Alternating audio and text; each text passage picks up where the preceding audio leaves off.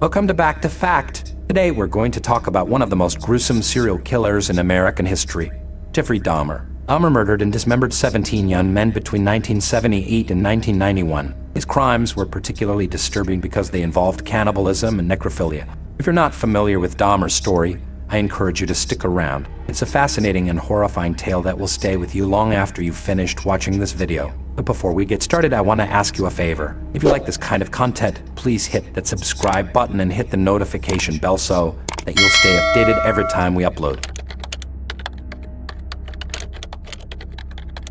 Jeffrey Dahmer was born in Milwaukee, Wisconsin on May 21, 1960. He was the first of two sons born to Lionel and Joyce Dahmer. His father was a chemist and his mother was a teletype machine instructor. The Dahmers moved frequently during Jeffrey's childhood due to his father's job. Dahmer's family life was reportedly troubled. His parents divorced when he was 14 years old, and he had a strained relationship with both of them. He was also bullied by his peers at school. Two significant events in Dahmer's childhood may have foreshadowed his future criminal activity. The first was a traumatic experience he had when he was 4 years old. He underwent surgery to correct a double hernia, and the recovery was painful and lengthy. The second event was the birth of his younger brother, David, when Dahmer was 6 years old. Dahmer reportedly felt displaced and jealous of his brother, and this may have contributed to his emotional problems. Dahmer showed some troubling patterns of behavior in his childhood. He was fascinated by dead animals, and he would often collect roadkill and dissect it. He also had a fascination with violence, and he would often watch violent movies and TV shows. His early experiences and behaviors may have contributed to Dahmer's development into a serial killer. He was clearly troubled from a young age,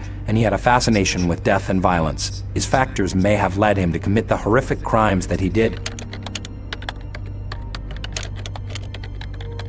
Jeffrey Dahmer was an American serial killer who murdered 17 men and boys between 1978 and 1991. His modus operandi involved luring victims to his apartment, drugging them, strangling them, and then dismembering their bodies. He would often engage in necrophilia and cannibalism with the corpses. Dahmer's victims were typically young, male, and of color. He would often target victims who were homeless or runaways, as he believed that they would be less likely to be reported missing.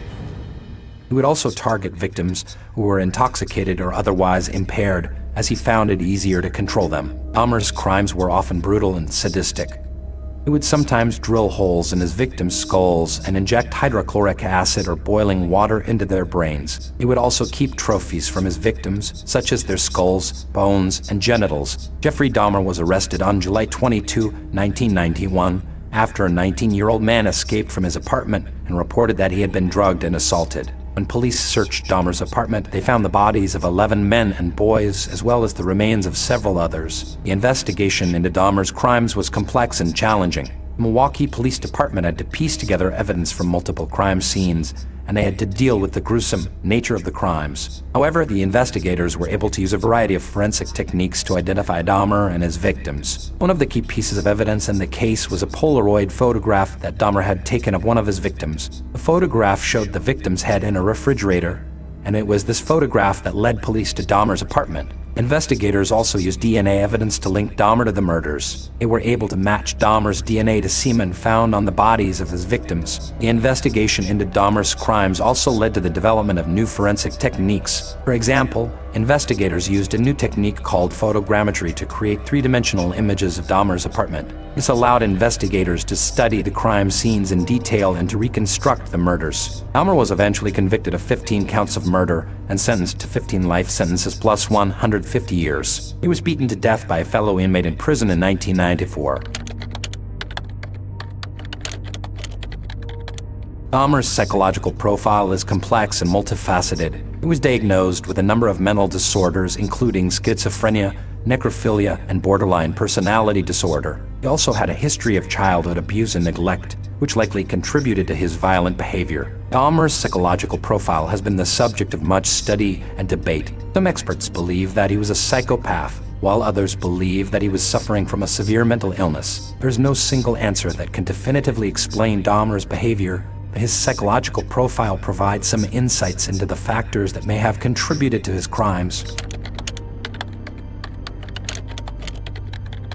Jeffrey Dahmer was arrested on July 22, 1991, after Tracy Edwards, one of his intended victims, escaped and led police to Dahmer's apartment. Dahmer was charged with 15 counts of first-degree murder. His trial began on January 15, 1992, in Milwaukee, Wisconsin. Dahmer was found guilty on all 15 counts of murder and sentenced to 15 consecutive life sentences on February 15, 1992. He was never eligible for parole. One of the most notable courtroom moments in the Dahmer case was when Dahmer's defense attorneys attempted to introduce evidence of his mental illness in an effort to have him found not guilty by reason of insanity. However, the jury rejected this defense and found Dahmer sane. Dahmer's defense attorneys argued that he was mentally ill and that his crimes were the result of his illness. They also argued that Dahmer was a victim of child sexual abuse, which had contributed to his mental illness. One of the legal challenges faced during the Dahmer trial was the admissibility of evidence of his mental illness. The defense argued that this evidence was relevant to Dahmer's state of mind at the time of the murders. However, the prosecution argued that this evidence was irrelevant and would only serve to confuse the jury. Ultimately, the judge ruled that the evidence of Dahmer's mental illness was admissible.